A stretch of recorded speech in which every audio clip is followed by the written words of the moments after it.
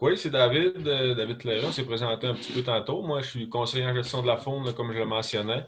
Je vais présenter là, le projet là, que Paul-Antoine porte, qui travaillait avec nous là, sur les effets cumulatifs de développement industriel, sur notre pratique là, d'Inuitun. Fait qu'on a une petite définition, il me semble, là, dans la présentation de Inuitun. C'est pas, ça englobe plusieurs choses là, par rapport aux activités traditionnelles. Donc, c'est ça, Paul-Antoine, là, il est étudiant au doctorat à l'Université Laval, puis il travaille comme expert conseil aussi au Centre autochtone là, sur les effets cumulatifs. Puis moi, je suis en poste là, à Peguarimid-Stakwagan depuis 2007. Donc, on peut poursuivre, Paul-Antoine, s'il te plaît. Donc, le plan de la présentation, on va faire une petite présentation là, de la communauté puis du territoire, des objectifs de recherche, de la méthodologie, des résultats préliminaires. Ensuite, les outils, là, ben, un exemple d'outil d'aide à la décision. Puis, on a une bonne période de questions. C'est sûr que tous les aspects plus recherche, là, puis les objectifs, tout ça, là, ça va être mon camarade qui va s'attaquer à ça. Là. Moi, je vais vous faire au début là, une petite présentation de la communauté, puis un peu là, des territoires, des affectations, puis du développement qu'on peut retrouver. Bon, il y aurait autour de 105 000 membres là, des Premières Nations, incluant les Inuits au Québec. Fait que nous, là, les communautés Inuit, là, Inuit, là, on les voit plus en brun. Là. Il y en aurait 9 au Québec. Nous, on est la communauté là, la plus à l'ouest là, des communautés Inuit. Puis une des deux seules là, qui se trouve à l'intérieur des terres là, avec celle de Matimécoche. Puis des communautés voisines qu'on a, là, il y a Esipit puis Pessamit là, sur lequel avec lequel Adèle travaille. Fait que les Inuits au Québec, là, ça représente à peu près 25 000 personnes. Puis il y a aussi, là, peut-être pour vous mentionner, deux autres communautés Inuits là, au Labrador. Pour ce qui est de Mashteuiatsi, bon, ben, la réserve là, a été fondée en 1856. Euh, Fait qu'au départ, là, ça avait été fondé en deux sections. Il y avait une partie là, qui était plus dans le coin de Péribonka, là, complètement à l'opposé au nord là, de Mashteuiatsi actuellement. Puis il y avait une autre partie là, qui était dans le coin de la rivière Metabetchouan. Puis là, ça a tout été rapatrié là, vraiment où ce qu'on est actuellement à Mashteuiatsi. Fait qu'on a changé de nom là, en 1985. Avant ça, ça s'appelait Pointe Bleue. Peut-être que ça dit plus quelque chose à d'autres gens. Puis, bon, on est autour de 7 000 membres là, de la communauté là, des Pequawagamis-Inuits. Après ça, il y en a 2000, là, pas loin de 2200 qui habitent ici là, sur la réserve. Puis il y a quand même une grosse portion de la communauté là, qui est à l'extérieur de la réserve, soit là, pas loin de 4900. Ensuite de ça, bon, actuellement, la réserve là, à 15,2 km, mais récemment, là, on a eu un petit ajout. Là, on frôle le 16 là, depuis pas très longtemps. Puis on avait inscrit là, que c'était pas loin de Roberval, là, mais vous voyez le Pégorami, le lac Saint-Jean, puis après ça, là, ça descend là, vers le Saguenay. Fait qu'on est dans ce coin-là. Ça, c'est pour la réserve. Donc, pour notre territoire ancestral, dans le fond, fait que je vais vous présenter un peu si on veut, les affectations ou comment ils se découpent. Là. Fait que le territoire au complet, là, il y a pas loin de 113 000 km². Après ça, ben, il y a la partie là, plus au nord, là, si on veut, ou ancestrale, là, qu'on appelle Kanikatamaquik-Wellchinois. Ça représente 81% là, du territoire. Là. Je ne sais pas si tu peux faire un tour à. Moi, ça ne ferait pas, là, Paul-Antoine, là, pour montrer c'est où. Hein. C'est vraiment comme la partie ancestrale. La particularité que dans cette section-là, là, c'est la réserve à Castor, là, Pécoutez-nous, Nto-Sior. Fait que ça représente là, 65 là, du territoire. Puis là, c'est les territoires de chasse ou d'occupation là, des différentes familles là, que je dirais plus contemporaines. Là. Avant, là, on s'étendait plus que ça, mais là, avec les réserves à castor, là, on s'est rapatrié dans ce coin-là. Ensuite, la particularité qu'il y a là, par rapport à notre territoire ancestral, on a une partie qui est commune là, avec Esipit puis Pessamit. Chilano, Tiwetinosit, là, fait que on appelle ça la partie sud-ouest. Dans le fond, ça représente là, 19 du territoire, puis c'est 21 000 km². Donc, pour faire, là, parler mettons, des affectations sur le territoire, là, il y a plusieurs traités là, au Canada, mais au Québec, là, c'est quand même assez récent, là, ces histoires-là. Fait que nous, là, on a signé une entente de principe là, d'ordre général en 2004 là, avec le gouvernement provincial puis fédéral. Puis, on est toujours là, en négociation d'un traité. Fait que ça, là, ça c'était juste pour vous présenter là, les traités là, qu'il y a modernes, puis voyons, historiques là, qui ont été faits. Fait que pour continuer, dans le fond, je voulais vous présenter là, une particularité qu'il y avait, en tout cas, dans la consultation avec nos Premières Nations, là, qui est inscrite dans l'entente de principe. Donc, ce qui est inscrit dans ça, là, c'est que la consultation va se dérouler selon un principe de participation réelle. Fait qu'à partir de là, dans le cadre des négociations du traité, il y a des canevas de consultation qui ont été développés, entre autres, avec le ministère de l'Environnement, ministère, pas vraiment celui de l'Environnement, mais le MERN, Énergie, Ressources naturelles, puis le MFFP. Fait que, il y a différents là, canevas de consultation. Fait que, la façon que ça fonctionne, c'est qu'il y a un comité de coordination, un comité de gestion qu'on voit ici. Ensuite, il y a divers là, comités d'harmonisation. Il y en a un sur le territoire pour, entre autres, traiter des aspects là, de la villégiature, si on veut. Après ça, il y a les comités d'harmonisation par rapport à la gestion durable des forêts, le comité de la foresterie. Puis ensuite, il y en a un pour la faune. Fait que, avec les nouveaux guides là, de consultation là, des ministères et tout ça, les canevas, il y a des petites choses qu'on gagne avec ça, mais c'est pas encore le Klondike. Là. Ça serait un petit peu mieux peut-être d'avoir un, un traité parce qu'il y a différentes mesures là, qu'on a été capable d'aller chercher, là, puis qu'on est capable de négocier quand même avec le gouvernement, avec nos canevas de consultation. Comme si je peux vous donner un exemple, là, par rapport à la faune, là, il y a eu, nous, notre pêche traditionnelle au filet, là, elle se fait dans le Pégogamier, en avant ici. Puis là, ils ont devancé la pêche, fait que ça faisait que notre saison de pêche était vraiment écourtée. Peut-être qu'à des années, on n'en avait plus. Là. Fait que nous, dans nos codes de pratique, on a écrit qu'on avait 30 jours de pêche. Fait que le ministère, là, on a une zone balisée en avant, puis on a une zone exclusive de pêche, là, juste pour la pêche printanière. Là. Pour les autres saisons, là, on s'organise autrement, mais de toute façon, il y a peu de pêche sportive, là, mettons à l'automne là, particulièrement. Puis l'hiver, on s'accommode avec le monde sur le lac. Là, pas trop de problème. Il y a d'autres particularités là, pour les autres canevas, mais ce serait plus mes collègues là, qui seraient plus à même là, de commenter les pour et les contre de ces choses-là. On peut enchaîner, Paul-Antoine. Donc, on parlait là, dans le projet de Paul-Antoine, dans le fond, là, c'était vraiment de définir ou d'avoir un outil là, qui nous permet là, d'établir un seuil, si on veut, par rapport au développement là, qui se déroule sur le territoire. Fait que, ici, là, c'est pour vous présenter un des développements importants qu'il y a, c'est vraiment la villégiature. C'est flagrant. Là. Il y a 11 000 baux de villégiature là, qui sont attribués sur notre territoire. Puis ça a vraiment un impact important là, par rapport à la pratique des activités traditionnelles. Sur ça, on peut voir là, dans le fond que les baux, là, les plus, où ce qu'il y en a le plus, la plus forte densité, là, c'est vraiment proche là, des grands centres.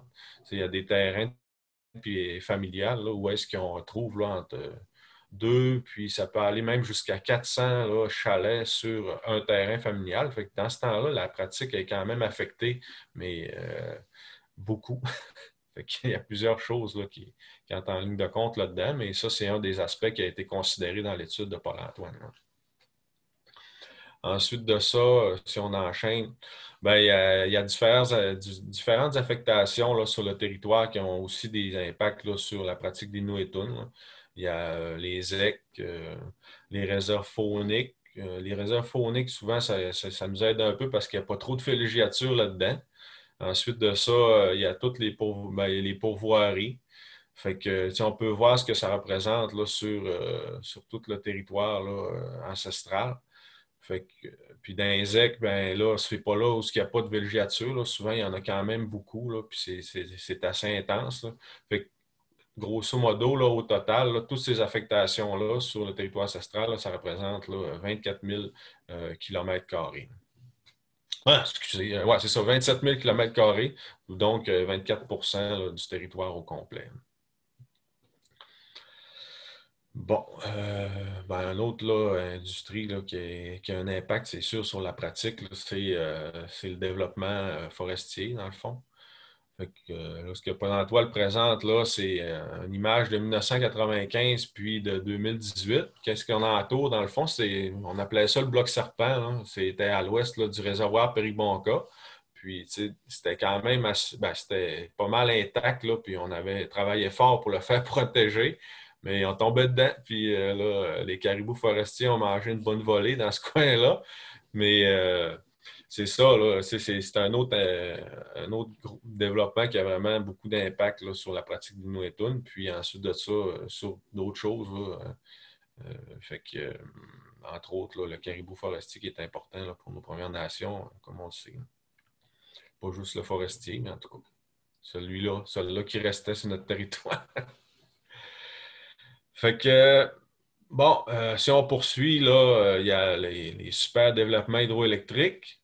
Fait que, ici, là, il y a beaucoup là, de barrages là, qui appartiennent entre autres à Rio Tinto. Là. On peut voir ceux-là là, qu'il y a là. Rio Tinto, là, Alcan, ça n'existe plus. Mais il y en a cinq, ben six là, qu'on peut voir là, sur l'image. Dans le fond, il y en a trois là, sur le Saguenay. Puis les autres là, sont vraiment exclusivement dans le bassin versant là, de la rivière Péribonka. Si on commence là, en aval, là, il y a celui de la chute à Savane, chute du Diable. Puis ensuite, il y a la centrale là, hydroélectrique vraiment de Péribonka. Puis il y en a trois autres là, sur la rivière Saguenay. Fait que c'est ça, c'est pour ça qu'on a un lac réservoir maintenant. C'est plus totalement naturel. Puis ensuite, qu'est-ce qui découle là, vraiment des barrages? Ben, il y a toutes les lignes hydroélectriques. Là. On en voit un peu là, mais ce n'est pas vraiment ceux-là qui découlent là, de Rio Tinto, mais c'est celle-là d'Hydro-Québec qu'on peut voir dans l'image de gauche. Bon, à partir de là, je pense que je vais passer la parole à mon camarade Paul-Antoine pour vraiment, si tu veux, présenter le projet là, plus en détail. Merci beaucoup, David. Je crois que ça présente très bien vraiment le cadre dans lequel on travaille sur Nutesnan, c'est-à-dire avec une multitude, comme vous le voyez, d'industries différentes. C'est s'implantant de manière différente sur le territoire. Ça l'a emmené là, lors de l'idéation de qu'est-ce qui pouvait être fait pour essayer de travailler en considérant l'ensemble de ces industries-là en même point de vue, voir comment les effets cumulatifs de ces industries-là s'expriment. Dans les discussions, on s'est dit que on devait mener à la création ça devait mener à la création d'un outil d'aide à la décision. Pourquoi faire ça? Il y avait quand même un contexte dans la réflexion, c'est-à-dire que d'abord, il y avait une étude sur la villégiature qui se voulait non concluante. Alors, on avait, à ce moment-là, essayé de comprendre l'effet de la villégiature seule, et on se rendait compte que peut-être que c'était pas seulement la villégiature qui devait être considérée, mais davantage les autres industries en lien avec la villégiature. Ça a évolué après coup. Et on voyait qu'il y avait une approche un peu quantitative à l'époque qui n'avait pas donné de résultat, alors on voulait aller vers une approche un peu plus qualitative.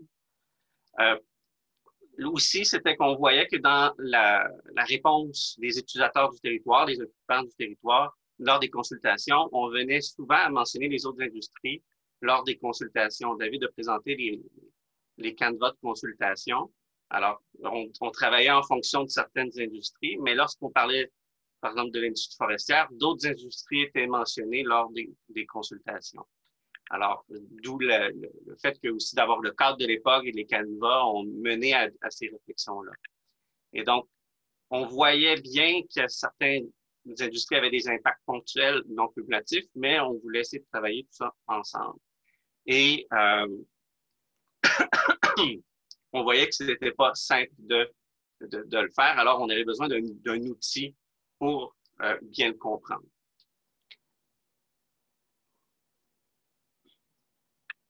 Donc, l'objectif du projet de recherche en soi est donc la création d'un outil d'aide à la décision dans l'évaluation des effets cumulatifs du développement économique en lieu sur Nutesnan.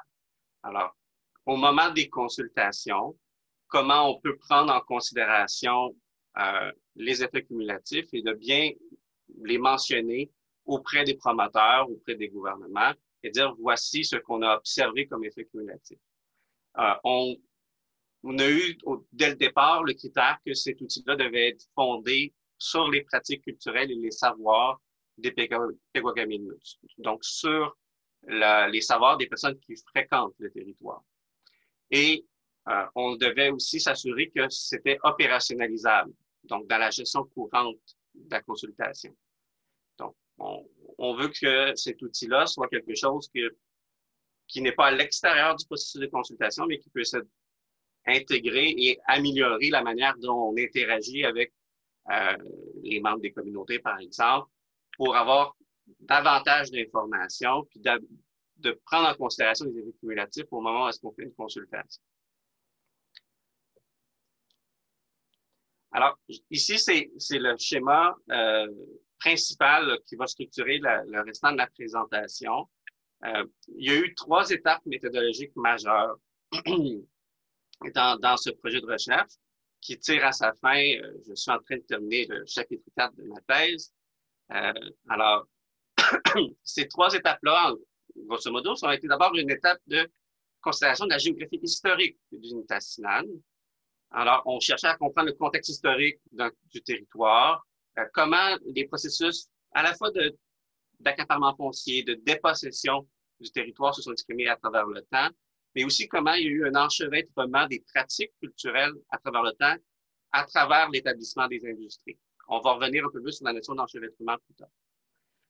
Une deuxième étape, c'est-à-dire que maintenant qu'on comprenait le cadre géohistorique, le cadre de géographie historique des industries qui se sont installées sur le territoire, on pouvait faire une cartographie contemporaine de ces industries-là et d'en extraire les différentes empreintes, les différentes emprises, entités géographiques qui viennent à être l'expression, je dirais, géographique territoriale de chacune des industries. Chacune des industries est différente. Ne vont pas s'inscrire au territoire de la même manière. Et lorsqu'on parle d'effets cumulatifs, on cherche parfois à voir comment, qu'est-ce qui est comparable, qu'est-ce qui peut être discutable sans trop se perdre dans certaines considérations. Ça nous a amené donc à une localisation de ces entités-là, mais aussi à une classification par industrie. Et une dernière étape, c'est-à-dire qu'après avoir toute cette information-là, comment on vient à établir des indicateurs, mais comment on vient à établir les effets réels sur la pratique. Alors, une analyse géoculturelle qui, elle, est basée sur les savoirs en territoire, savoirs complexes aussi, je vais revenir là-dessus. Et on a fait, dans le fond, une série d'entretiens avec des gardiens de territoire, donc des gens associés à chacun des terrains familiaux dont David parlait, pour s'assurer d'une pertinence culturelle de l'outil. Donc, on veut que l'outil, on se le rappelle, soit fondé sur la notion des Nuetun, sur la pratique et les savoirs en territoire. Je vais débuter par la partie géographie historique pour vous montrer, dans le fond, cette carte-là est peut-être connue par certains d'entre vous. C'est la carte là, du domaine du roi, King's Domain, établie quelques années après là, les premiers arrivages européens sur les côtes du Saint-Laurent. Alors, si on fait un historique rapide, comme vous le savez, les premiers contacts ont lieu sur la rive, en contexte inou, ont lieu sur la rive nord du Saint-Laurent. On établit des premiers rapports commerciaux, beaucoup avec des pêcheurs européens au départ. Du moment où est-ce que, là, il y aurait plein de choses à dire, mais je vais aller un peu rapidement. À un moment où les choses se formalisent, il y a le traité de Tadoussac, par exemple, qui s'installe, et on vient établir, la couronne française vient établir un domaine du roi. Le domaine du roi, il y a plein de choses à dire sur ça. Il y a des livres au complet sur simplement les effets du domaine du roi. Essentiellement, c'était pour la couronne française de structurer le marché de la fourrure sur le territoire inou. Jusqu'à un certain temps, les Inuits se sont fait promettre une exclusivité de chasse et de trappe du castor et ensuite on intégrait ça au marché européen. Si vous vous informez là-dessus, vous verrez aussi qu'à un moment donné, tout ça a été en chaîne avec le processus colonial. Donc, on a érodé les droits qu'on avait promis au départ aux Inuits sur le domaine du roi. On va davantage rentrer dans le territoire que ce qu'on était permis dès le départ. Et donc, c'est pas une période de pleine alliance, mais ça avait commencé comme étant une volonté de faire du commerce et c'est vu comme étant le moment où est-ce que le commerce Inuit a intégré le marché international. Pourquoi je parle du domaine du roi? C'est que pendant un très bon bout de temps, le domaine du roi a été axé sur une seule industrie, soit la traite de la fourrure. Et on arrive vraiment presque 200 ans plus tard à la colonisation formelle du Lac-Saint-Jean. Et là, on voit très clairement une diversification économique qui arrive. Alors, cette colonisation formelle-là fait en sorte que les agriculteurs arrivent, la foresterie arrive, on essaye d'avoir accès au territoire. Et si on pose la question, par exemple, à quel moment il a débuté à avoir à quel moment on a commencé à avoir des effets cumulatifs sur le territoire, il y aurait une manière de l'argumenter peut-être pour plus tôt, parce que dans les faits, il y a plein de choses qui sont passées avant, mais du point de vue industriel, les industries ont commencé à se diversifier à ce moment-là. Alors, quand on vient penser à l'étendue temporelle des effets cumulatifs dans un contexte autochtone, c'est une manière, dans la géographie historique, d'établir cette date de référence-là. Donc, c'est tôt. Je veux dire, parfois, dans la procédure actuelle de l'évaluation des effets cumulatifs, on tourne 30 ans en arrière. Dans un contexte autochtone, quand on a ce genre d'histoire-là, on sait à quel moment la diversification économique se fait, on peut peut-être utiliser ça de manière plus évidente. Donc, pour passer un peu plus rapidement, on voit donc l'arrivée d'abord de la foresterie. On est capable avec des cartes anciennes, Adèle va insister davantage là-dessus tantôt, sur des cartes anciennes, l'avancée de ces industries-là. Donc ici, des premières cartes forestières là, des années 30, des années 50 au Lac-Saint-Jean. Donc, première industrie qui se présente, liée beaucoup à la présence des agriculteurs aussi. Mais donc, vous connaissez sans doute l'histoire de William Price, là, qui était un industriel important, qui a poussé ça très loin là, durant le 19e et 20e siècle. Il ne faut pas que j'oublie de bouger l'autre diaporama. Une autre industrie qui se présente un petit peu plus tardivement, c'est de la villégiature. La villégiature, à ce moment-là, est axée majoritairement sur la chasse et pêche. Alors, vous voyez une publicité, le Lac-Saint-Jean, Kingdom of the Wananish, royaume de la Wananish. Alors, on va encourager les riches Européens, riches Américains à monter vers le nord. Ce n'est pas une industrie démocratisée à ce moment-là. On va avoir des clubs privés. On va avoir M. Beamer qui va faire l'hôtel Roberval, aujourd'hui détruit là, par un incendie. L'incendie a eu lieu il y a eu 100 ans, là, on s'entend, mais on peut voir un drapeau américain flotter là, sur la photo, si vous regardez bien. Alors, c'était vraiment axé sur... on fait venir des personnes riches et puissantes, ce qui nous amène à l'établissement même d'un réseau ferroviaire qui va monter vers le Lac-Saint-Jean. Alors, au départ, le Lac-Saint-Jean, pour une petite histoire coloniale, ça part de Charlevoix généralement et ça remonte vers le Lac-Saint-Jean et ça va passer par le sud du Lac-Saint-Jean et revenir par le nord.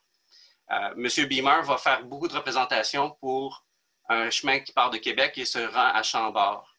Alors, quand on pense à des effets cumulatifs historiques, on peut penser que l'industrie de la villégiature a induit l'ouverture d'un chemin de fer qui essentiellement va servir à l'extraction des ressources naturelles par la suite.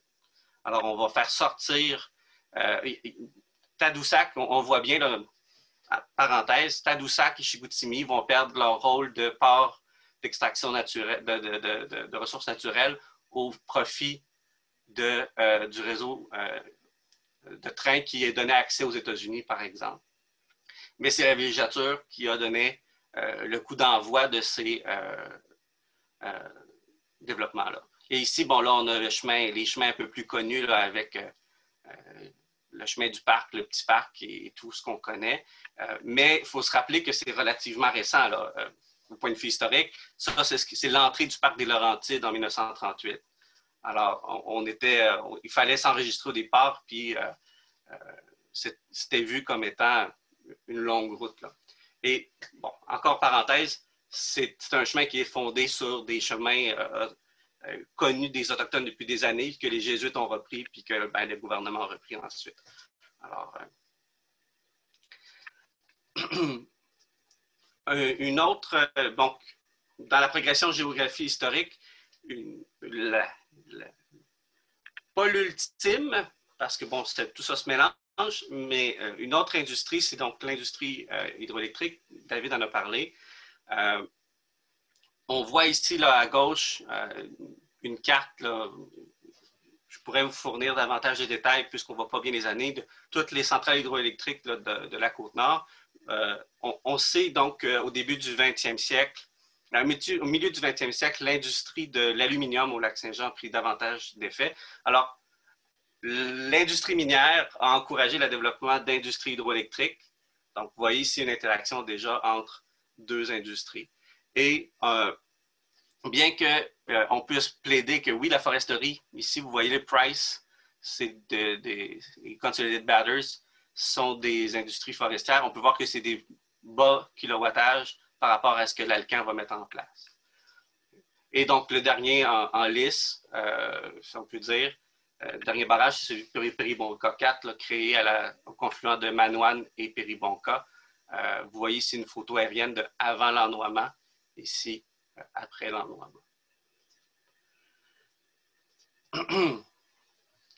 Donc, il y a cette perspective géographie historique-là qu'on peut voir, qu'on sait par simplement l'histoire, des livres d'histoire, si je peux dire, qu'on peut voir une progression, des effets d'entraînement, d'accaparement, d'accumulation des industries sur le territoire. Donc, il faut voir que pour les nations autochtones, les effets cumulatifs s'inscrivent dans l'accumulation par la dépossession de leur territoire par les industries. Alors, on pense beaucoup à la colonisation comme étant le processus gouvernemental. Il faut voir que dans le processus historique de la colonisation, dans un cadre d'extraction des ressources, l'industrie privée a son rôle à jouer. Les effets cumulatifs s'inscrivent dans la poursuite donc, du procédé historique de l'appropriation du territoire par l'industrie pendant la colonisation, et les pratiques culturelles sont enchevêtrées dans ce contexte de dépossession et d'appropriation.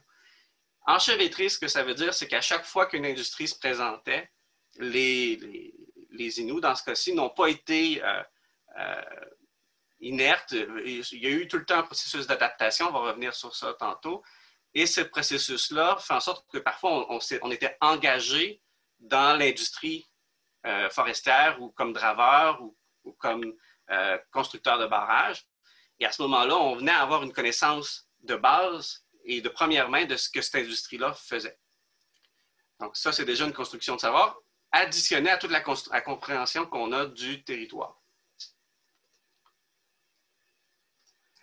Ici, je voulais insister sur la définition d'accumulation par dépossession parce que c'est un concept qui n'est pas le mien, c'est par un monsieur, j'aurais dû l'inscrire, c'est un monsieur qui s'appelle David Harvey et qui va lui montrer que c'est un processus en fait très connu, très soutenu, simplement par lequel, je ne lirai pas la définition, mais par lequel, pour établir même les industries, on a besoin de passer par la dépossession du territoire par d'autres.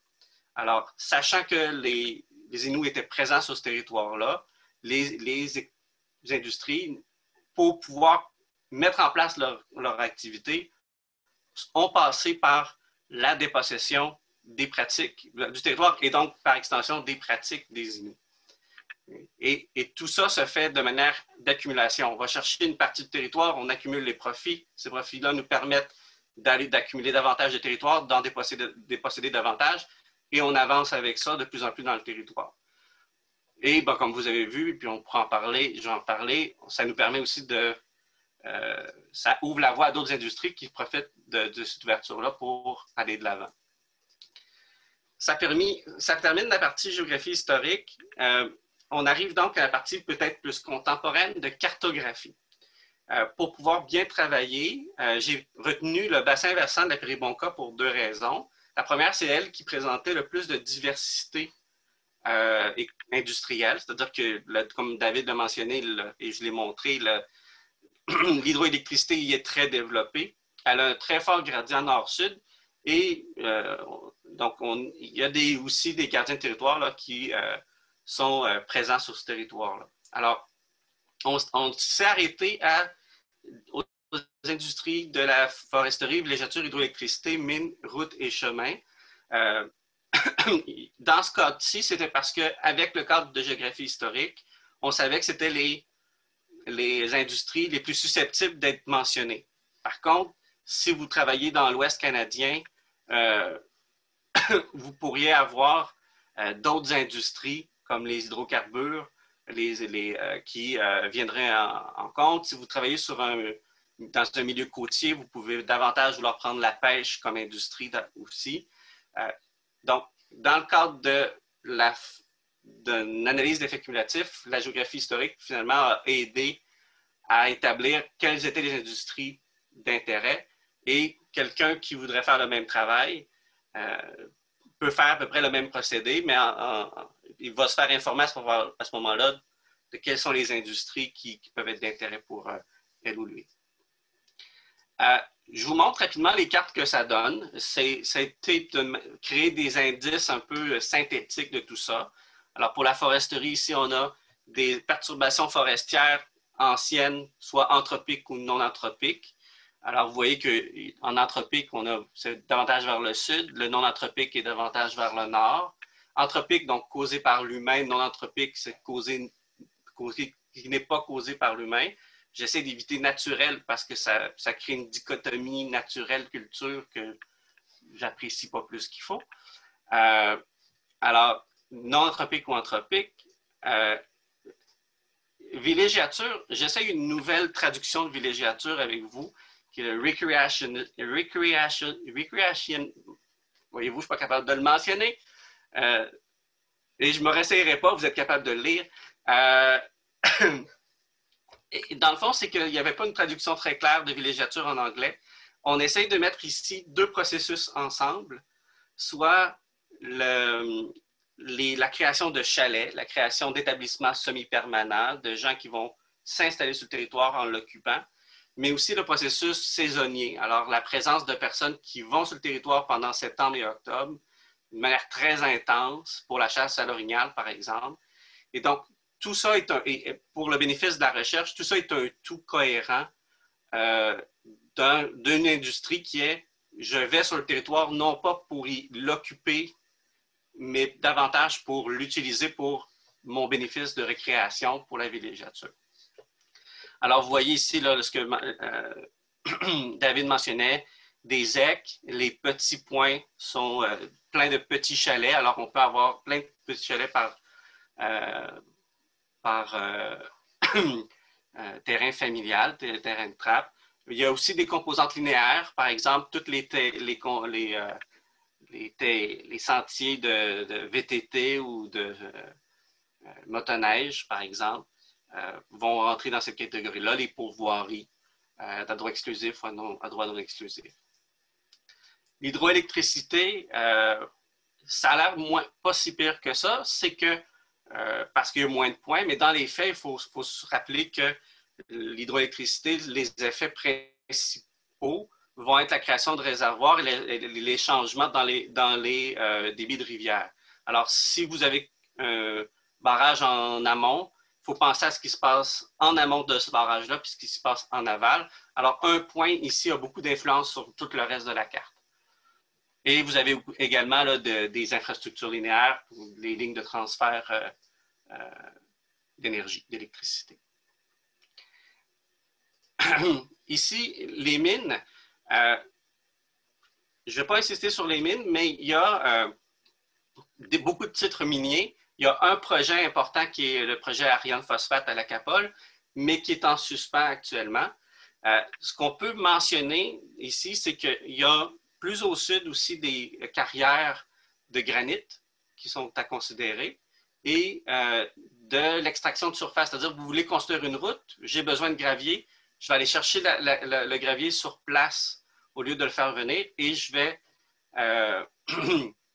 utiliser ce gravier-là pour construire ma route.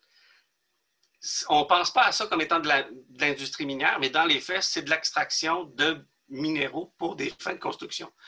Je vais prendre une gorgée.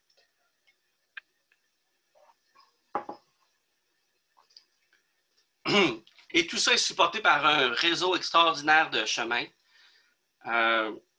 Ici, j'ai conservé cette carte-là simplement parce qu'elle ressemblait à un sapin de Noël, c'est-à-dire plein de couleurs, pour montrer à quel point, si on prend la création de chemins sur une longue période, ça vient à couvrir une très grande partie du territoire. C'est-à-dire qu'on va toujours avoir des chemins de pénétration, mais créés par soit l'hydroélectricité, soit par la foresterie, mais la foresterie, entre autres, va créer plein de petits chemins qui pourront être repris ensuite par d'autres industries. Alors, c'est pour ça que je présente aussi les chemins à la fin et que je la traite comme étant un élément différent. C'est parce qu'elle vient à être un peu le ciment qui revient à associer tous les industries ensemble à un certain point. Alors, tout ce que je viens de vous décrire a servi à montrer un accaparement foncier sur Nitassinan, tout le moins sur le bassin versant. Alors, vous voyez que pour chacune des industries, on est capable de montrer leurs composantes, leurs empreintes. Et donc, de travailler avec ça lorsqu'on discute avec des membres de la communauté de Mastéache, des gardiens de territoire, pour lorsqu'ils nous mentionnent un élément ou un autre, de dire, bon, ça fait partie de telle industrie. Ça fait partie, donc ça, on parle de coupe forestière, mais aussi on parle de pourvoirie. Je suis capable de bien voir que c'est la foresterie et la villégiature qui interagissent ensemble ici. Ça permettait de synthétiser ces industries-là.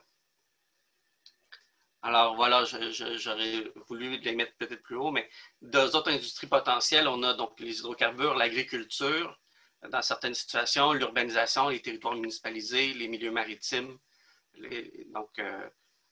peuvent être aussi pris en considération.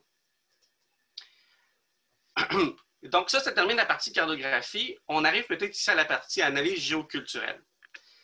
Donc, David le mentionnait, Inuitun est le terme qui englobe les pratiques et les savoirs, si je peux dire, des Pequot-Gabinots, soit des savoirs traditionnels ou contemporains, des pratiques traditionnelles ou contemporaines, basées sur l'occupation et l'utilisation du Nitassinan et au lien spécial que les Pequot-Gabinots possèdent avec le territoire, avec la terre. Alors, il faut comprendre, et je suis convaincu que beaucoup de personnes ici, c'est quelque chose qui résonne dans votre compréhension de ce qu'est un savoir et une pratique autochtone, c'est-à-dire que ce n'est pas un rapport nécessairement d'occupation ou d'utilisation au sens de l'extraction de ce qui se passe sur le territoire, mais davantage d'un processus identitaire. Ce qu'on fait lorsqu'on dit qu'on est dans un cadre d'Inuitun, c'est qu'on est en train d'exprimer qui qu'on est à travers l'expression de pratiques traditionnelles et contemporaines et de savoirs qui se sont construits à travers une très longue période de temps. Et ça passe notamment par ce qu'on sait, la chasse, la pêche, le piégeage, la cueillette, mais aussi à des fins de subsistance, à des fins rituelles ou sociales. Alors, c'est au-delà de la simple utilisation, il y a une complexité identitaire et de savoir à travers le concept d'Inuitun. Ce qui m'amène à ce schéma-là, que j'aime beaucoup trop, alors Caroline, ce n'est pas la première fois que tu le vois,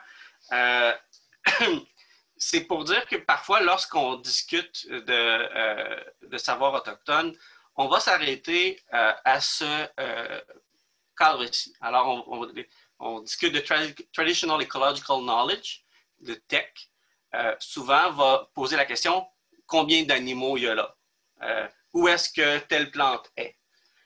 Mais ma critique personnelle, c'est qu'on va omettre que Inuitun et les savoirs autochtones dans plusieurs communautés autochtones sont plus complexes que ça. Elles sont ancrées, il y a un savoir de gestion de ces entités, de cette faune-là, de cette flore-là. Il y a des institutions sociales, il y a une distinction par exemple par le genre qui fait en sorte qu'on ne traite pas ces savoirs-là de la même manière. Et tout ça est ancré dans ce que ici M. Burkus va mentionner comme étant le world view, mais qui finalement l'ontologie, la manière qu'on est au territoire et qu'on est dans la vie. Donc, quelle est notre perception du monde va influencer ça. Alors, c'est pour ça que parfois, je me retrouve à faire la distinction entre savoir et connaissance. On peut connaître le chiffre, mais on ne saura pas dans l'intégration des savoirs autochtones dans la procédure, par exemple, fédérale, quelles sont les opinions, les savoirs de gestion et les institutions sociales et le worldview qui encadre ces chiffres-là. Et souvent, c'est ce qui fait défaut dans la compréhension culturelle de ce qu'on fait, ce que les procédures font, en fait, lors des consultations. Et on oublie aussi que les savoirs autochtones, c'est quelque chose qui change à travers le temps. Alors, d'une perspective de géographe, parce que je suis géographe, ça passe par une notion de territorialité. Territorialité, c'est de la manière dont on est au territoire. Donc, toute personne territorialise à un certain moment dans sa vie, a une territorialité. Lorsque je vous parlais des différentes industries présentes, du cadre historique et de leur arrivée, on peut présumer donc que par l'enchevêtrement, en fait, d'abord qu'une déterritorialisation lorsque les industries s'approprient un territoire, mais que par différents procédés, dont l'enchevêtrement et d'autres processus d'adaptation comme des déplacements, les gens sur le territoire vont se réterritorialiser. Donc, à travers ce processus de territorialisation, déterritorialisation et reterritorialisation, qui est un cycle, parce que finalement, les industries n'arrêtent pas, on va toujours être un peu dans ce cycle-là, on apprend des choses, on intègre de nouveaux savoirs et on utilise les anciens pour s'adapter. Alors, la connaissance même des ruptures qu'on a vécues avec le territoire nous informe sur soit ce que nous, on cherche, là je vais un peu plus vite de ce que je voulais, mais soit sur ce que nous, on a vécu par cette rupture-là et comment cette rupture-là arrive. On vient à apprendre à la prévoir. Et donc, dans les discussions, on a eu un cadre de... j'ai réussi, en discutant, à voir que des associations entre industries. Je vais un peu plus vite ici, mais dans les discussions, tout le monde va parler d'Inuittude. Tout le monde, à un certain moment, va également parler de leur perspective sur différentes combinaisons d'industries et les effets que ça a sur eux. L'analyse géoculturelle, c'est où je suis rendu là, dans ma thèse, à bien comprendre ces choses-là. Je vous offre quelques résultats préliminaires. Je vais passer rapidement. Parce que de toute manière, c'est des résultats préliminaires, mais ça peut donner quelques idées. Ici, ce sont les deux choses les plus importantes. D'abord, comme je le mentionnais, on est capable de voir dans les entretiens soit les effets sur le bien-être individuel des individus, mais aussi sur certaines pratiques précises. Mais il ne faut pas être triste que les gens mentionnent seulement leur bien-être, parce que le bien-être est quelque chose en soi d'important. Ce n'est pas parce qu'on n'est pas capable de pointer une activité en particulier que le bien-être n'est pas affecté. Simplement de pouvoir dire « je suis bien lorsque je vais sur le territoire à tel moment » est suffisant pour dire qu'il y a un effet. L'autre chose, c'est qu'on est capable aussi de voir les patrons d'accumulation. Par exemple, ici, tout le monde va bien mentionner qu'il y a un gradient nord-sud qui s'est créé avec le temps. La villégiature était moins pire au nord avant qu'on ouvre un chemin, par exemple.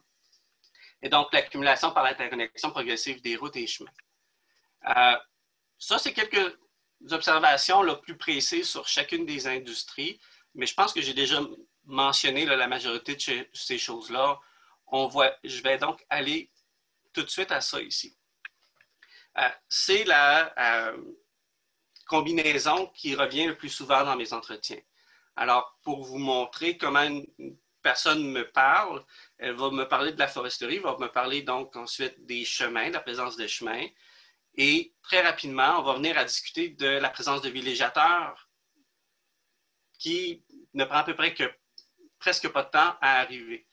Alors, moi, je suis, d'un point de vue qualitatif, capable de mentionner qu'un de mes indicateurs, c'est que lorsque quelqu'un me parle de la présence de la foresterie ou de la foresterie qui se présente sur le territoire et que ces chemins-là mènent, par exemple, plus particulièrement à un lac où il y a un potentiel de développement de chalets, je suis prêt à dire dans ma consultation, est-ce que vous envisagez que le lac pourrait être utilisé pour la villégiature?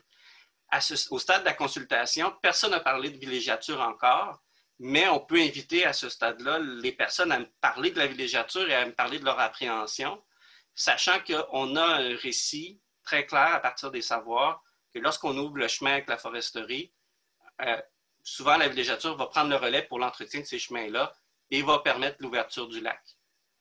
C'est des choses qui sont réglementées à un certain point, mais réglementées, je veux dire, ça fait partie des plans, mais à un moment donné, quand la foresterie ouvre le chemin, on va dire, fais donc, c'est arrivé, on m'a mentionné, fais donc un petit détour par ce lac-là, ça va m'accommoder.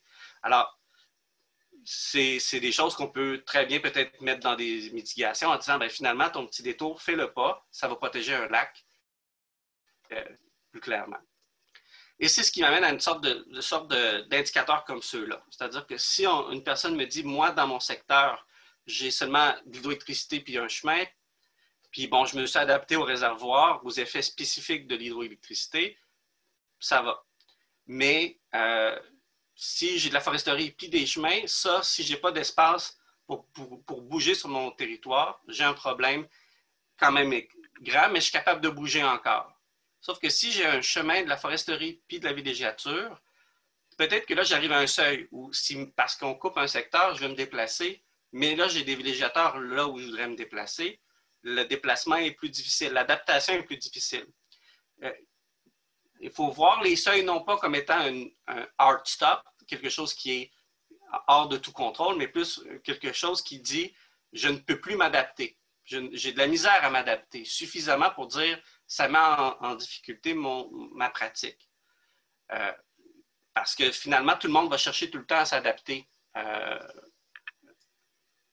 aux effets. Alors, si on met ça dans une planification forestière, on va parler par exemple, comme de questionnaires enrichis lors des consultations. Comment décririez-vous les chemins dans le secteur? Mettons pour une planification forestière, comment décririez-vous les chemins dans le secteur? Sont-ils de bonne qualité? Y a-t-il beaucoup de gens qui l'utilisent? Depuis quand ils sont ouverts? Alors, on parle de chemins forestiers, mais on parle de planification forestière, mais on est capable de voir quel est le préalable de chemin dans ce secteur-là. D'autres questions, est-il un ou plusieurs lacs que vous prévoyez utiliser vous-même au cours des prochaines années pour la pêche et la construction d'un camp? Mais puis là, ben, on peut mentionner qu'est-ce qui se passe si le chemin forestier passe par là, donc à l'accessibilité. C'était pour donner une idée de ce que pourraient être les questions. Bien sûr, ça, c'est toujours en élaboration, alors ça va se préciser avec le temps.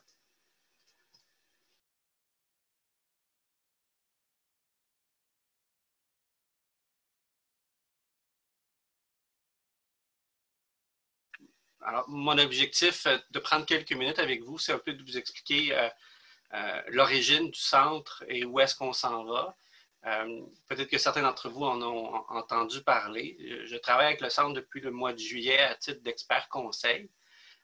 Par contre, je suis impliqué là, via MasterH j'ai été impliqué dans la création du centre via MasterH depuis le septembre 2018 par différentes tables rondes là, qui ont eu lieu pour mettre en place le centre.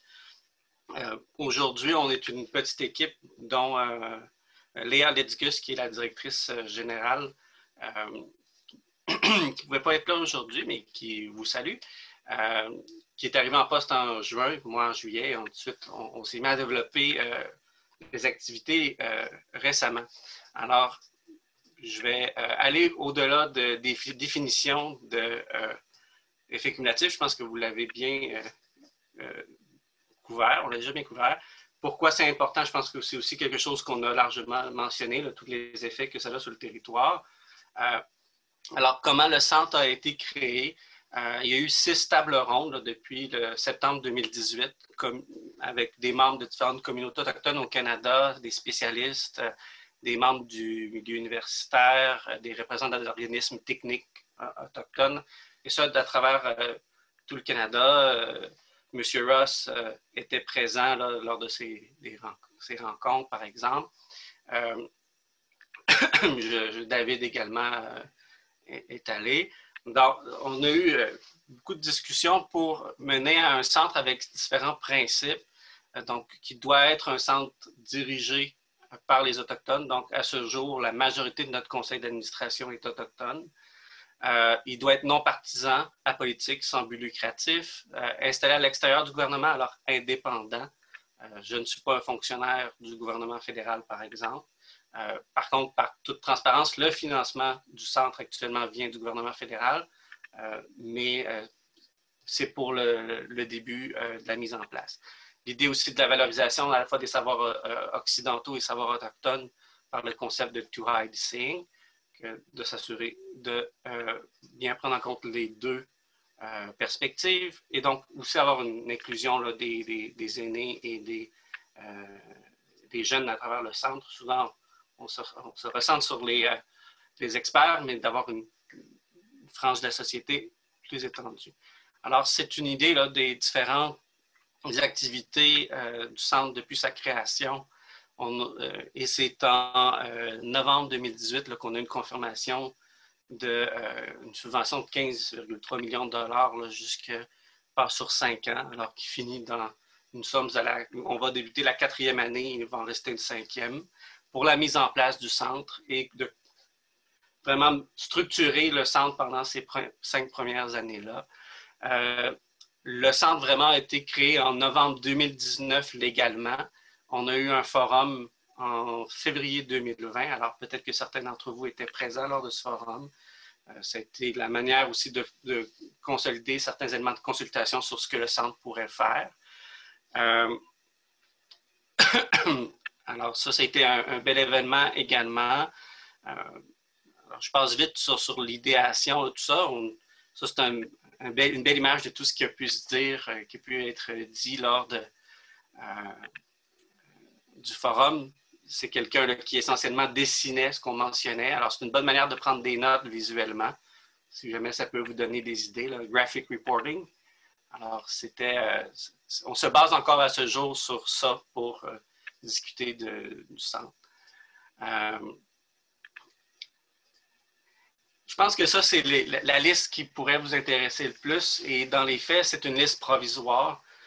Essentiellement, le centre a pour objectif d'aider à améliorer la capacité scientifique et technique des organismes autochtones à traiter des enjeux généraux, là, des effets cumulatifs, tout dépendamment du stade de développement où vous en êtes, soit qu'on commence à travailler sur les effets cumulatifs, qu'on est dans un stade intermédiaire ou bien avancé. Le but est d'aider à augmenter la capacité à prendre en compte les effets cumulatifs.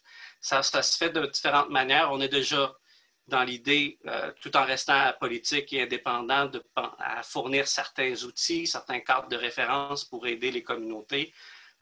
Comment commencer, fournir un certain niveau d'expertise. On a un comité aviseur technique qui a été nominé récemment là, d'une douzaine d'experts au travers du Canada qui peuvent venir peut-être donner un coup de main ou à tout le moins aider dans une autre partie du travail du centre qui est de faire du réseautage. C'est-à-dire qu'il y a beaucoup d'expertise sur les effets cumulatifs dans l'Ouest canadien. Ce qui pourrait être intéressant, c'est de réseauter auprès de ces communautés et organismes-là pour ne pas répéter le même travail. Alors, le centre a comme objectif aussi d'être un réseau d'experts et de travail sur les effets cumulatifs. À la première séance, on parlait de données également, là, de comment on pourrait gérer de la donnée autour des effets cumulatifs.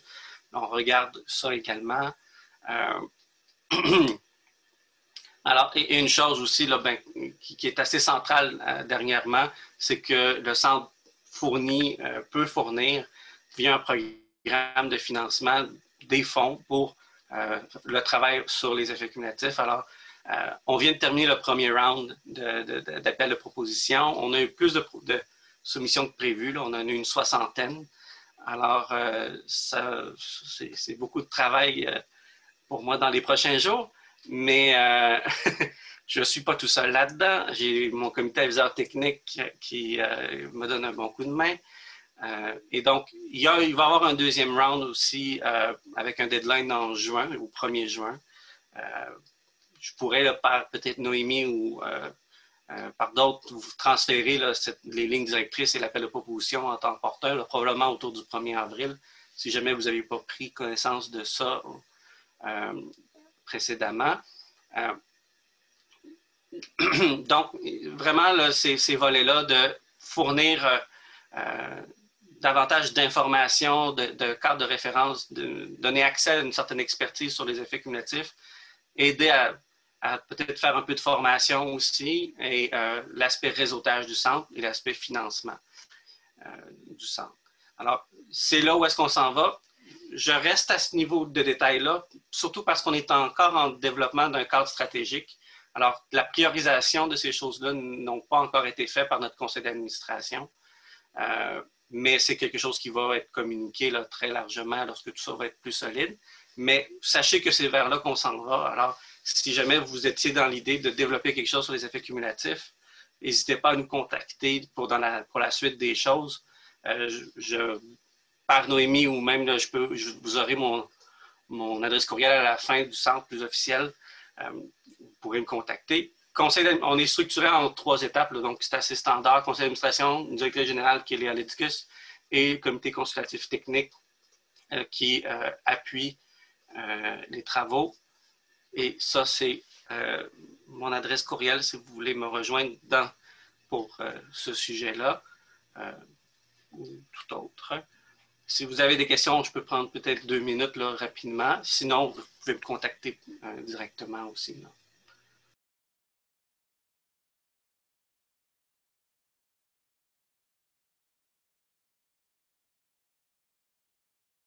D'abord, je suis très contente de présenter ce matin le projet Portrait géohistorique d'Inktasina, d'Espit et de Pessamit. Comme je l'ai dit en début, là, moi, je suis étudiante au doctorat en géographie à l'Université Laval sous la direction de Caroline Desbiens. Ça fait environ 1 an que j'ai commencé mon doctorat, donc moi, j'en suis au début. Là. Tantôt, Paul-Antoine disait qu'il est sur la fin, donc moi, j'arrive, je prends un peu comme le relais, si on veut, là. Ce que je présente aujourd'hui, donc, ça va plus être les grandes lignes de ce que va être ce projet-là de portrait géohistorique d'Inktasina, d'Espit et de Pessamit. C'est un projet qui est mené dans le cadre d'un plus gros projet par les Premières Nations d'Espit, de Pessamit et de Mashteuiat pour mettre sur pied, entre autres, un outil d'évaluation des impacts sur leurs droits, titres et intérêts. Le but premier, c'est de dresser un portrait de l'évolution d'Inktasina, d'Espit et de Pessamit dans une perspective de géographie historique. Et le second volet, c'est d'intégrer les perspectives des femmes inoues d'Espit et de Pessamit vis-à-vis les développements sur le territoire à travers la collecte de leurs récits de vie pour éventuellement chercher à mieux arrimer leur savoir aux études d'impact et qu'ils soient mieux pris en compte. Donc, pour commencer, peut-être un peu de mise en contexte de ce projet-là. En 2019, les Premières Nations d'Espit, de Pessamit et de Mashteuiat ont entamé un travail conjoint pour se doter d'un outil d'aide à l'évaluation des impacts cumulatifs sur leurs droits, titres et intérêts, dans le but, entre autres, de pallier à certains manques dans les évaluations d'impact cumulatifs. Plus spécifiquement, il y avait 2 lacunes qui ont été soulevées. Une au niveau de l'échelle temporelle, c'est-à-dire que la portée temporelle d'une étude d'impact va être souvent limitée à la contemporanéité des usages et des effets d'un projet. Puis l'autre lacune, c'est au niveau de la difficulté à prendre en compte les dimensions humaines et culturelles des impacts, c'est-à-dire que les Premières Nations Innues vont souvent faire face à une vision qui est restreinte, peut-être des interlocuteurs, non seulement à l'égard des impacts environnementaux des projets, mais encore plus à l'égard des impacts sur les éléments culturels, socio-économiques qui sont importants et valorisés par elles, donc par les Premières Nations. Et ça rejoint justement des éléments là, qui ont été discutés au cours des 2 derniers webinaires, puis encore aujourd'hui. Donc, l'objectif du projet, c'est un peu de pallier ces lacunes-là, ou en tout cas, du moins, d'offrir des éléments pour être en mesure d'y répondre le mieux possible. Alors, premièrement, l'étude géohistorique des Nitassinan permettrait d'amener des éléments de réponse pour l'échelle temporelle. Et ensuite, les perspectives des femmes Innu, plus spécifiquement à travers leur récit de vie, peuvent permettre de mieux comprendre et intégrer des éléments culturels ancrés dans l'expérience et la pratique du territoire. Puis j'ajouterais aussi que ça peut contribuer à comprendre les impacts, bien sûr, dans une perspective de genre. Donc, on part de la prémisse que reconnaître et analyser les différentes étapes d'accaparement territorial passées, un peu comme ça vient de nous être montré là, avec ce que Paul-Antoine et David ont présenté, ça peut permettre de mieux comprendre la situation actuelle d'une Première Nation quant à l'exercice de pratiques culturelles ou de droits ancestraux sur son territoire. Et ça, c'est justement donc l'approche proposée par la géographie historique. Donc, le premier volet du projet, portrait géohistorique de l'évolution des Nitassinan, des Spit et de Pessamit, en quoi ça va consister puis comment ça va être fait. Ben là, je ne veux pas répéter tout ce que Paul-Antoine a dit sur, entre autres, la géographie historique, mais l'approche de la géographie historique, en s'intéressant à la variation dans le temps des phénomènes humains et physiques qui prennent place dans un espace donné, semble offrir un cadre idéal pour contextualiser l'état d'un territoire et son histoire particulière. Donc, c'est avec une étude de géographie historique qu'on peut arriver à saisir de façon plus englobante l'accumulation dans le temps des impacts des développements, puis aussi de l'installation d'une population exogène sur les Nitassinan, des Spit et de Pessamit. Et là, la question se pose, jusqu'où remonter, puis quelle étendue territoriale couvrir pour ce portrait géohistorique. Bien, d'abord, au niveau de la portée temporelle de la recherche, ça serait de remonter environ à la création des réserves des Spit et de Pessamit. Donc, 1862 pour Pessamit, 1892, je pense, pour Spit, et jusqu'à aujourd'hui. Là, c'est sûr que c'est une portée vraiment très large, mais c'est pour permettre de cerner plusieurs phases d'accaparement et établir les principaux marqueurs qui divisent et caractérisent ces phases-là.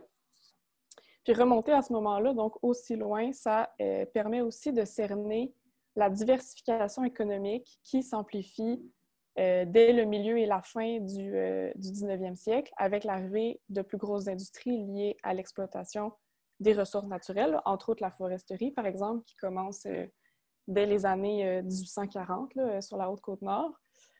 Puis après ça, ça va se continuer à travers d'autres multiples développements, mines, hydroélectricité, le tourisme avec la villégiature, bien sûr, qui vont se succéder par la suite au cours du 20e siècle jusqu'à aujourd'hui et qui engendrent nécessairement des impacts.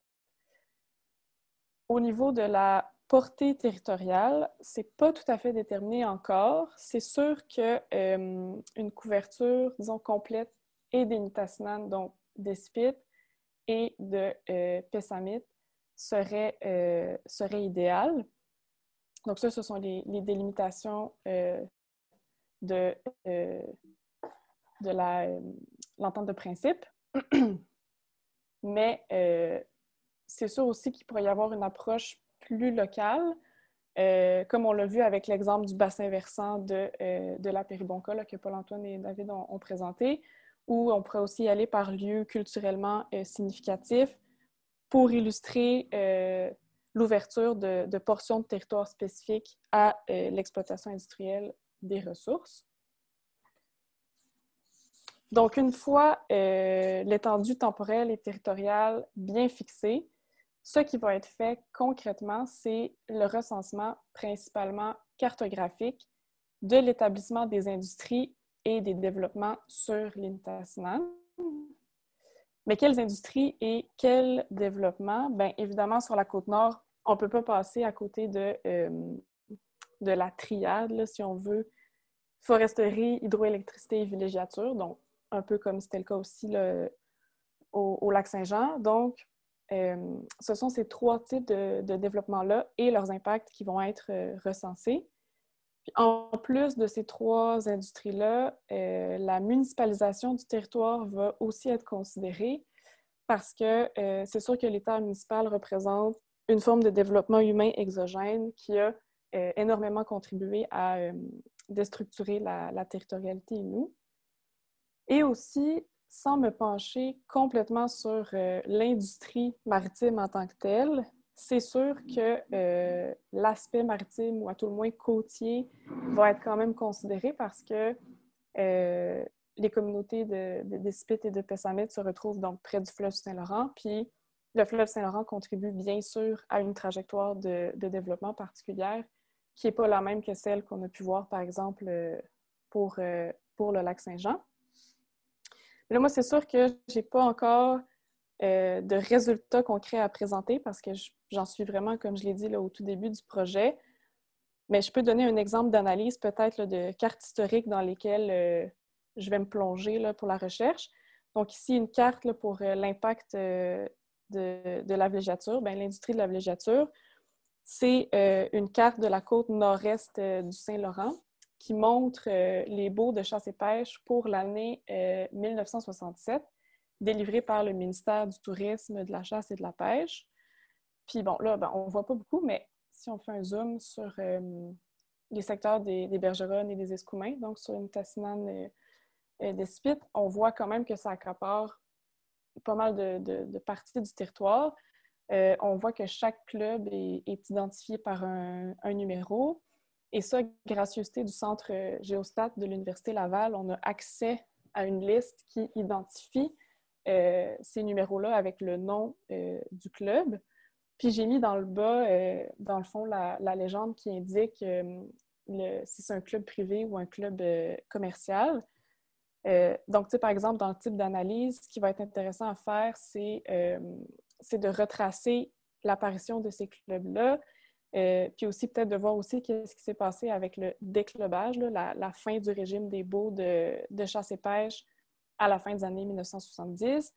On peut se demander, est-ce que, par exemple, les ZEC actuels sont venus comme remplacer les clubs commerciaux ou est-ce qu'elles sont situées sur des portions de territoire similaires? Puis, quels ont été les impacts plus spécifiques de ces accaparements-là au fil des années pour les Essipionoites? Donc, c'est ça. Je n'ai pas de réponse pour le moment, mais c'est un peu à travers ce genre de cartes-là puis de questions-là que ça va être possible de répertorier donc différentes phases d'accaparement du territoire. Puis, avec tout ça, le but, évidemment, c'est pas de faire un recensement complètement exhaustif. Ça serait extrêmement vaste et colossal comme tâche. L'objectif, ça va être plutôt de répertorier suffisamment de cartes et d'archives pour vraiment venir exemplifier et catégoriser les principales phases des développements sur l'île Tassinane qui pourraient être potentiellement utilisées dans les consultations territoriales et aussi pris en compte dans les études d'impact cumulatif. Donc, au final, le portrait géohistorique veut venir montrer que tous ces développements-là sur le territoire forment un ensemble qui est comme un engrenage d'accaparement territorial qui nécessairement engendre des impacts cumulatifs. Et là, avec ce portrait géohistorique, vient la question justement de comment saisir certains rouages de cet engrenage-là d'accaparement, c'est-à-dire comment évaluer certains des impacts des développements au fil des décennies. Et c'est là que la composante des récits de vie des femmes entre en jeu avec le deuxième volet du projet. Parce que dans le fond, si le recensement cartographique des développements va permettre de voir quand et comment le territoire a été accaparé, les récits de vie des femmes d'Ispit et de Pessamit permettraient donc d'animer, si on veut, les cartes et le recensement, donc c'est-à-dire d'élargir la compréhension des impacts en intégrant directement leurs perspectives et leurs expériences.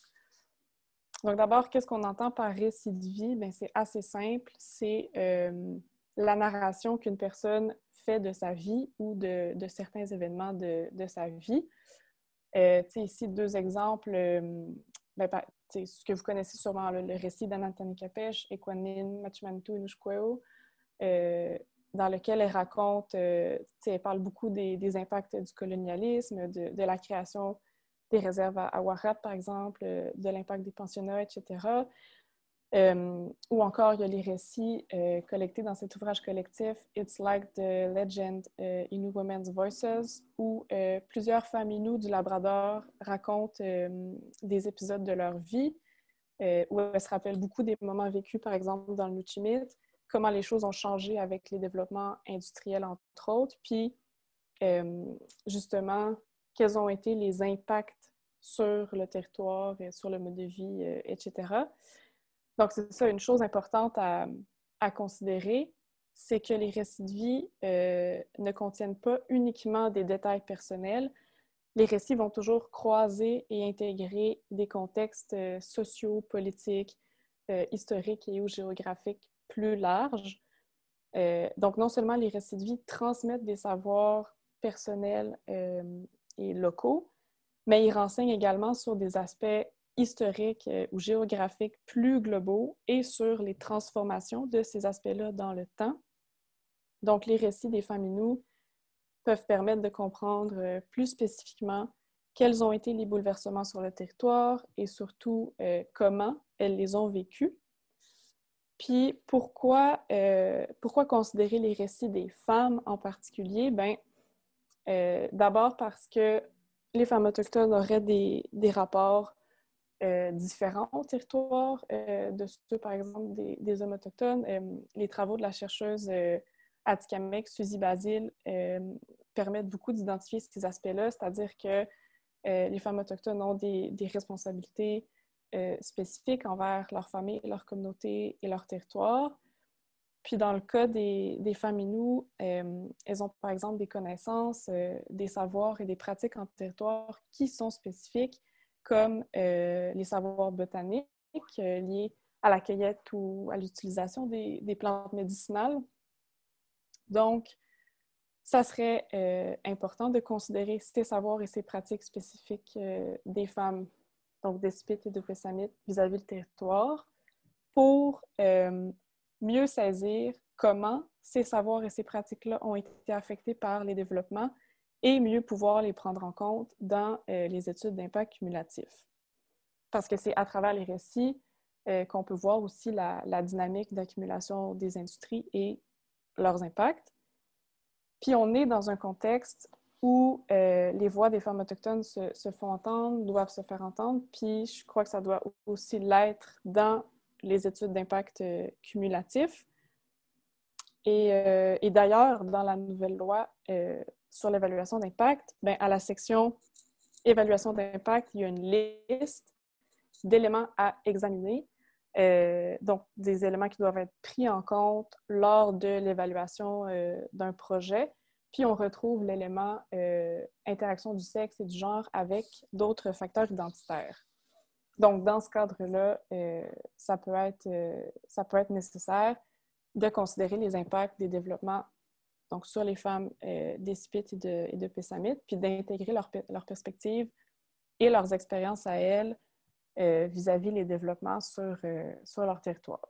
Puis donc ça se ferait à travers la collecte de leur récit de vie par le biais d'entretiens que, dans le fond, que je pourrais mener dans un an et demi environ, en tout cas quand ce sera à voir, là, quand ce sera possible, puis quand le volet géohistorique serait pas mal terminé ou en voie de l'être.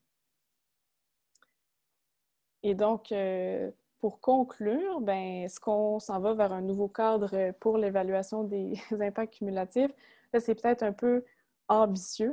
C'est pas moi là, qui va redéfinir ce cadre-là ou qui va mener les études d'impact cumulatif en tant que tel.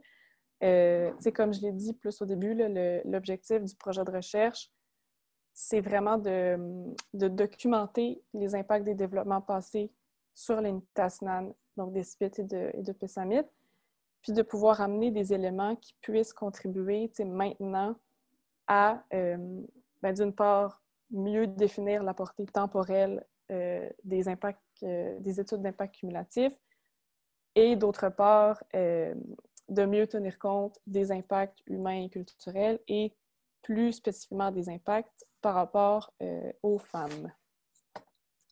Donc, ça faisait pas mal le tour.